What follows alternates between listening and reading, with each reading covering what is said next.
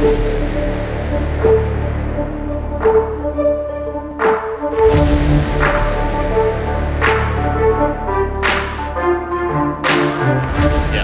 was 3-0 at one point, right? Yep, he was 3-0 at one point and neck with Akamarured, so I actually think this is a pretty high-profile match and also a team kill. So they probably played against each other a decent amount, so they know each other. Yeah. How much ice cream is Sizouney going to devour, and how many more books does Akamarured have in his background? Akamarured not slowing down with the smack talk, the arrogance, the I'm better than everybody, I can't lose, guaranteed. He's got the finger guns too. I mean, every scene needs a villain, right? You gotta have a villain. It's just you need it. Yep, the villain. Perfect. All right, so wait a minute. Akamarured, we said this was neutral blood. This is looking like bat blood. Maybe I made a mistake. We'll see. I'll double check the deck list and see. That's okay. Anyway, so what we're seeing is a very aggressive blood deck versus neutral Haven. Maybe he feels like this is a decent matchup. That's why you put the aggro bats in first or an aggro blood deck in first. Maybe. Demonic Strike is interesting though. Yeah, that's like really old school. We're going back to like Rise of Bahamut and before, where Demonic Strike was like your end game. Like you played Demonic that with Strike your was like a card that was it's 4 play points for 3 damage. Yeah, kind of like Razor Claw that costs 2, except it doesn't deal any damage to yourself. So it helps you on like those turn 6 and turn 7s. Once you've played out your entire hand, to just go directly to face. You don't have to worry about followers, anything like that. You can ignore the evolution orbs on trying to trade with people. You're just trying to go face. Demonic Strike was in the basic set, not even standard set, I do believe. It might be standard set, but that's back in the day before Dance of Death, before Piercing Rune, before all these cards that sound like they're much better than it, because they are. Because they are. It's very interesting to see it. It's going to advertise that his deck is extremely aggressive. Absolutely. Everything in the deck does damage. The point of everything is to do damage. So you might actually have Demonic Storm also. Yes, I played a lot of aggro bats in Rise of Bahamut, and Demonic Storm was a really great one-of, especially in the mirror, because it could help you, you know, like once you had all this early aggression, they dealt with it, you could clear their board that they got defensive with and still keep doing damage to face. Chooses to put 1 damage onto the Ambling Wraith using the Goblin, knowing the Wraith would go face, obviously. So now the Goblin is set up to trade. But Sizouney's hand is, ugh. That's actually a really important thing I want to talk to people about. A lot of people don't make this trade that I see on ladder, and even in the tournaments here I don't see this all the time. If you're on the defensive, if you're on the draw against something like aggro bats or anything super aggressive and you have the opportunity, even if it's over 2 turns, to trade with something, take it. Take it. Implancer too. Yep, this is playing old school. Yeah. Old school. Implancer, for those of you who've never seen that card before in your life, is a 6 play point 3/6 Storm. The end. Just really solid. Doesn't also crack amulets, doesn't also do face damage. Not like one of these newfangled cards that can't enhance 10 to do 30 also. It doesn't. It doesn't enhance the split into 2 forms and attack twice with both. It doesn't deal 4 damage to everything. Just old school, old-fashioned Albert. That's right, Without old-fashioned. the enhance. That's right. Just a solid card. And a great way to top off a curve that's only trying to deal damage, because it's one of the only Storm followers that Blood has beyond, you know, extraneous circumstances within, you know, Emeralda and Dark General, where you have to be in Vengeance to have Storm cards. True. So we see Sizouney in a very bad spot. Yeah, not in a great spot. If he was if he was on the draw this game, he might have a better draw. Oh yeah. Definitely. Being on the play like this is really, really bad, since he can't actually do anything to the board until next turn, and it might be too late because, Akamarured can evolve first. So this is interesting to me. He made the trade the first turn, but didn't elect to try it again with the 1/2. He went face instead of trading this time. This is interesting. I think he's actually going to evolve Yorius to attack Tina. No. Okay, he's going to evolve a bat. No. He's going to evolve a bat to attack Tina. Yeah, whatever, Envy. That's crazy. There's no way you do that. It is interesting though to see him not go face. I think what he's thinking here is that Arya's popping a bird, Goblin kills a bat, and then anything else, you know, Tina can just evolve and just basically wipe the board. Right. So. Absolutely. And now Eagleman is a great option. So is Marchair's Tea Time. It really just depends on which way he wants to play this. Okay, so this means Eagleman, since he wants to kill the Urus before he takes any more damage from it. It could also mean Angel of the Word. You know, either way, it gets rid of the board. Okay. Can he play both is the question. I don't think so. Looks to be no. I do not think so. Yeah. This bird obviously kills this bat.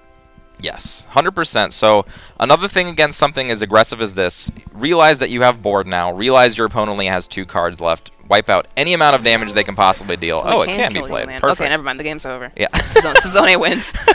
Leaving the bat up was weird, though. That does activate Night Horde for 1 more. It's still over, though. It's very, very over.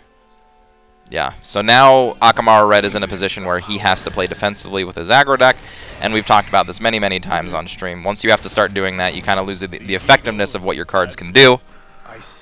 Not to mention Sizouney just has lethal on board. Yeah, so. 8, 9, 10, yeah. Wasn't involved, yeah. Yep. It just, talk about a flip around. Eagle Man for 1 play point. 1 play point, 4/5 ward. Who would have thought that card could be good? I thought that. Always thought that Eagle Man was trash, okay? What? I always thought it was trash until right now. I think in the current metagame, it's so good. Beginning of the expansion, I said, this card is broken. Well, two play points, 1 play points, 4/5 ward. Like, I can't argue with you. Eagle Man, we've seen how much work Eagle Man's been doing in all of these games. It's literally like the make or break card in a lot of the mid games here. It is definitely. But I mean, that's what we said earlier. Like, Neutral Haven literally needs that payout. It needs Eagle Man or it needs Lion to pop something. Wait a minute, Akamarured's playing Forest. Yeah, I think Rainy just. Yeah, I think we got the wrong. Yeah, Rainy fake news us. All right, everybody, we get to see Forest in action yet again. Not neutral Forest, but the sweet version of Forest with roaches, my favorite. And everybody with these animated roaches making me feel bad. Where I only have 1. I have none. Maybe they spent 90,000 vials on anime orbs. Maybe. I don't know. Anime orbs. Anime orbs. Perfect. All right, so what we see here is, again, Angel of the Word being adopted by yet another player. Against Sizouney, I think they might even be running very similar decks. Or, wait a minute. I think we're flipped is what's going on. I think that's why. Oh, maybe it is. Maybe we're flipped. Yeah, maybe Sizouney is actually playing Okay, okay. So that makes more sense. So we saw Aggro Bats and now Roach. I think Sizouney's the one on the bottom. So as if that's the fact, then actually Sizouney lost the first game, didn't win the first game. So actually Akamarured's up a game, and he's playing his neutral blood against Sizouney's Forest. This is far too confusing given the information I was fed at first. Right. So we're getting there. We're getting there. This is quite the interesting thing. Either way, the Forest player can choose to play Angel of the Word this turn, and that's about it. Goblin Mage could be a play. It's going to find a Roach. I don't know if you want 3 Roaches in your hand. No. You never want to start with the Roaches. You want to draw into them. That's the whole point of the deck. They kind of just take up slots in your hand for like the first 3 to 7 turns. They don't really do anything. Now, against an aggressive deck, they can be used to, you know, coincide with, say, an Angel of the Word play on 5 to, like, kill something without using an Evolution Orb, but that's not generally how you want to be using your Roaches. I think there's also kind of, like, the argument that, like, so there is only 1 more Roach in the deck, but it is a 1 in 34 that I just draw this Roach next turn. Right. And if I draw this Roach next turn, then this Goblin Mage just has 3 play point 2/2. Exactly. That doesn't do anything. Exactly. So and Angel of the Word's not advancing anything. Right. You're right. You're right. This is an interesting turn. Like if you do actually natural draw on your 3rd Roach, you feel really bad. Yeah, you're gonna feel really, really bad. Really bad. Really, really bad. Now, playing the Angel of the Word, say, into the Unica does set up an Angel of the Word play next turn as well, so that you can actually finish something off. That's okay. What? I'm going to assume he timed out. And maybe he's just holding it for a very specific will of the Forest. There's no way. However, there's no way. Yeah. There's almost no disadvantage because the Goblin Mage will replace herself. And yeah, I'm not sure. So without playing anything here, realistic, that's the only thing I can think of. Either it was a timeout or he's saving for a bigger will of the Forest. Yeah, I think there may actually be an issue with the game. There might be an issue with the game too, yeah. Which would explain the whole confusion that we were going through in the beginning. Maybe. Maybe. So we're going to see what's going on here, guys. Sorry about this. Ah, yes. Okay. We're back. There we go.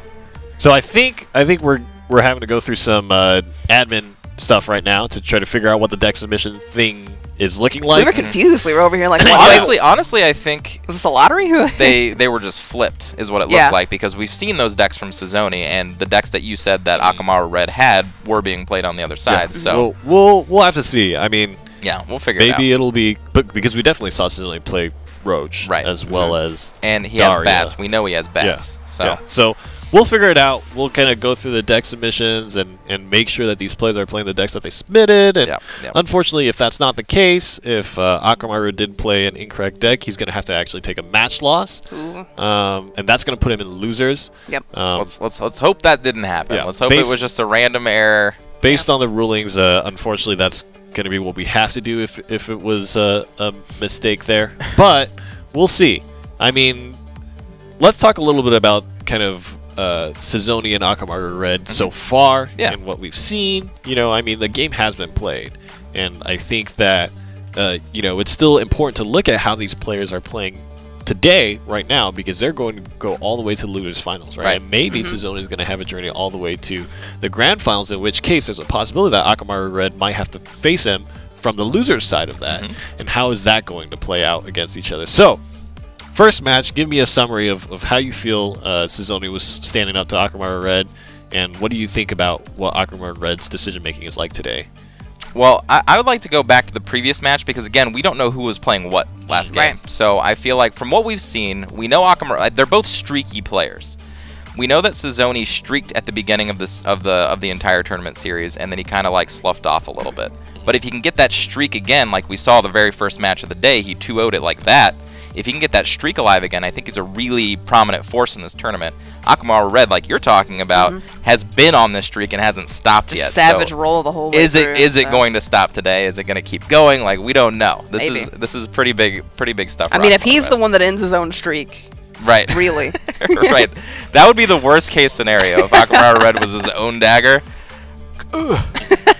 Yeah, that would feel terrible. Yeah, we'll see. We'll have to try to get that situation cleared up. But kind of moving forward in the tournament, if we see Sizouney moving on and Akamarured has to drop to the losers and possibly play out against players like we see that Sheepy is down there and probably going to be his next opponent there. How do you feel like the deck lineup here for Sheepy faces off against Akamaru? And, you know, do you think that he's pretty well suited, has a good general deck lineup to kind of face off against the general competition here? I feel like Neutral Haven and Dragon are both really good decks. I think that Wallet Neutral Rune is kind of just like Neutral Wallet Forest. It can be good if it gets the right mid-game to get to its end game, but it can also be just a brick. There's no ramp. There's just a big... You know what I mean? So, like, Sheepy has two really good decks, and one of those will get banned. I'm pretty sure that Neutral Wallet Rune is going to be able to be played in all of his matches today. So it's really just comes down to that. If he can draw well with it, I'm sure he knows how to play it very well. It's just if it draws well enough for him. All right, so I just got an update from the admins. It seems like the players were sitting on the wrong side of the lobby, and kind of the players were flip-flopped, so it is as Exonium thought. So first game to Akamarured. Okay. And we are just going to continue to play out from the second game forward. Perfect. So, apologies for the confusion and the delay, but thank God, you know, we don't have to go into a DQ situation. No game losses, no match losses. We don't have to go into any weird situations, so we can continue from the tournament. And this is a very intense match, right? Because this has a lot of implications for how kind of the favorite player here, the top-seeded player, is going to move through this tournament, and if he's going to grab the prize that he kind of is directed towards, right, based on his trajectory.